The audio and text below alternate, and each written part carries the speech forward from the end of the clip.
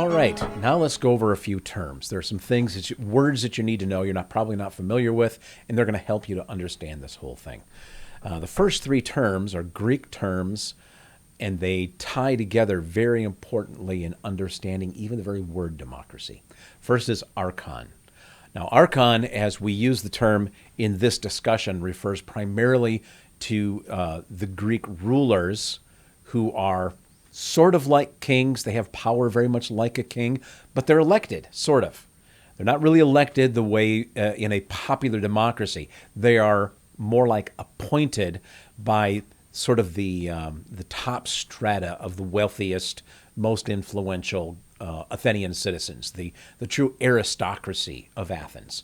They choose this person from among themselves. So you can't really call it a democracy because he's not chosen from the people and he's not chosen by the people at large. Nonetheless, it is not a kingship because it is a person who is chosen or selected and actually elected, and elected for a term, and the term was 10 years. Now, when that person completed his term, by the way, he went into a governing body called the Areopagus. The Areopagus had around 150 people, and they were there for life. So you served as an archon, and when your term as archon was over, you went into the Areopagus. And then you continued to serve from the Areopagus for the rest of your life, or until you resigned or something. Okay, the next word we need to understand is demos or demos. That's just the people. That just means the folks, everybody. Now, again, citizen is different than the people as a whole. And yet when we're talking about the demos in this conversation, in the terms of this lecture, we're really talking only about citizens. The word means the people as a whole, the people at large. But that's not how it's applied here. It's applied much more specifically and strictly referring just to citizens. So understand that when we say demos, when you use the word to construct another word like democracy, the word literally means people, as in all people. But when we start talking about the body called the demos, we're talking about the citizens. All right. Next word, kratos. Kratos means power. It's power. It could be any kind of power, the power of the wind to move a sail or move a ship via its sail, or the power of a horse to draw a cart. Mostly it's used in terms of the power of a person to accomplish something, specifically the power of an archon to rule. So that's what kratos means. Now, what's the point of all of these? All right. The word democracy then comes from combining the words demos and kratos. Demos, kratos, democracy. Now, that then literally means the power of the people, or people power, if you will, for those of you with a 60s bent. People power. Okay, anyway, the point is that the democracy isn't actually talking about government. The word does not refer to government. The word refers specifically to power. It literally could be a mob event.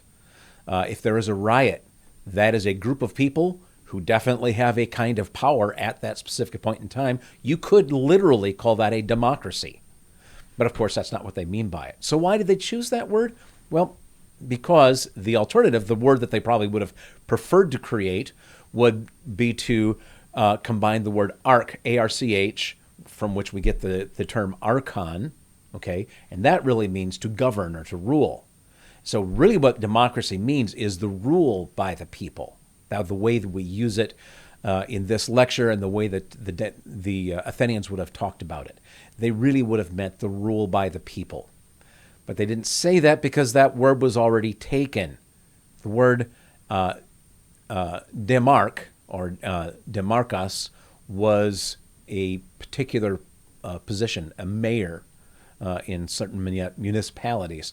And so since they had already used that word to mean something specific, they couldn't create this new thing that they needed a name for, this democracy, this democratic system. They couldn't take an old term that was already being used for something else, or it would have become confusing. So instead, they took the next best thing. So if we can't call it the rule by the people, we'll call it the power of the people. And so that's where we get the word democracy. Okay. Parts of this democracy. There are many parts. There's a chart that I'm going to include for you. It's really complex. You'll be able to see just how many pieces there are in the full Greek democracy, far more than we tend to think. We tend to think of it being sort of the people just get together and they vote, and that's what happens. Well, there are lots of positions that need to be filled. In some places as few as individual, sometimes 10, maybe 100, maybe 400, 150, 1,000, 6,000. The different bodies all have different sizes and different functions. And again, it's a very complicated thing. And we're not going to go into all of those details because you wouldn't remember it anyway, and it really wouldn't do you a lot of good, even if you did. So we're going to talk, though, about a few really important particular pieces. One of those is the boule, B-O-U-L-E. The boule is actually how it's pronounced in Greek, the boule. If you look at the word, and if you have any background in French, you're automatically going to say boule or boule, which means basically a bowl, usually a bowl of soup. Whole different word, whole different meaning. So don't get confused by that. The boule in this context refers to the body of 500, or the council of the 500. Now, we're going to see a little bit later. Don't get confused by this because I say it's the body of 500, but a little later we'll talk about it being a body of 400. Well, there are probably times throughout Athenian history where it may have been as few as a couple of hundred people, maybe as large as 1,000. It changes based on what's going on. But the bottom line is it was originally designed to be a body of 400, but became known as the body of 500. So just bear that in mind. Okay, the next one, and this is probably the most important of all of the organizations we're going to talk about, and that is the ecclesia. Ecclesia, does that sound familiar at all? Ecclesiastes, ecclesiastical, these are words, English words that we use, and we're talking typically about the church or the people, the body, right? The people. Well, that's what ecclesia is. That's what the Greek word, ecclesia or ecclesia, that's what that's talking about. That's talking about the body of the people as a whole. So, again, it's an assembly. It's an assembly of the people. So it isn't the same as the demos. The demos is all the people. But the ecclesia is an assembly of the people. And this was the largest of the groups during the pinnacle of Athenian democracy, and it had as many as 6,000 members at a time. Generally around that number. They try to keep it right around that number. So that is the most important lawmaking body, and it is derived directly from the people, takes its power from the people, and is made up of the people. So that's what makes that so important. We've already talked about the word Helen, the man's name, Helen, and how Helia and so on. Well, there is another word that's very closely related to that, the Helii. The Helii are it's a special governing group that specifically is there to make judgments. You could really kind of think of them as judges, except that it's much larger than a typical court of judges. They're really sort of judge, jury, and executioner, really. But the Helii are not focused on the more capital crimes. That responsibility goes back to our Areopagus. The Helii are focused more on things like property disputes, inheritance issues, just disputes between neighbors, all those kinds of things, the small civil court kind of things that you would have going on in your population on a day-to-day basis. That's what they focused on. And so they were lawyers in a way, they were judges in a way, but for the most part, they weren't particularly trained, they weren't particularly well read. They were just simply people who were chosen for this, often by lot, to listen to the complaints of the people and make decisions as a group. Okay, tribes. Now, I've talked about tribes briefly. There are two ways that we need to think about tribes when we talk about Greek democracy. First, there is the original four, the archaic. By the way, that's another use of the word arch, A-R-C-H, also means first or beginning. So when you say something is archaic, it means that it's old or from the beginning. Okay, so keep that in mind. That's one of those words that can be translated a lot of different ways. The tribes, the archaic tribes, there were four, and all Athenians believed themselves to be descendants of one of these four tribes. That gave them a strong tribal sense, obviously. You had key leaders within each of the four tribes, and those people had power within the tribe. They were recognized as powerful by people outside of the tribe, but they were really powerful within their own tribe. Now, there's nothing really wrong with that. It's sort of an ethnic division, if you will. But the problem was when they decided to go further into this experiment in democracy, the tribal system retained too much power for them to be able to really have an open democracy. So they break down the tribes from these four traditional or archaic tribes to 10 tribes based more on where you lived in the city.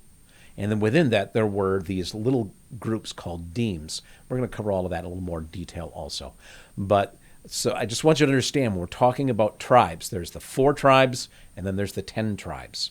And actually, a little bit later on, you get more and more tribes being added on because they wanted to honor a particular Caesar, and so they'll create a whole new tribe and name it after him, and things like that start going on. Basically, what happens, the tribes become fundamentally meaningless, and that was the intent.